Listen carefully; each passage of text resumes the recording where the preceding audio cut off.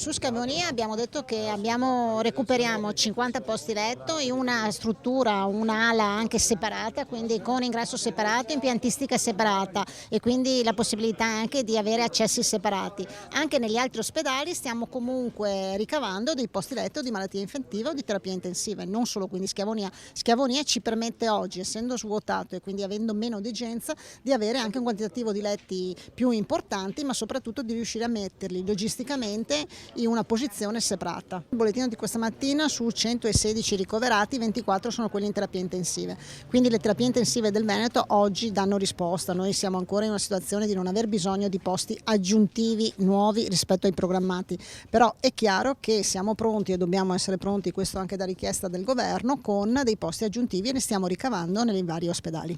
Le tende servono e sono importanti perché, ricordiamolo, fanno il pre-triage e quindi le persone che vengono invitate tramite i medici di medicina generale, tramite il 118, tramite il numero verde a recarsi per fare l'esame vengono appunto inserite, arrivano nelle tende. Le tende sono separate dal resto dei pronto soccorso degli ospedali e quindi fanno da filtro e sono un filtro importante.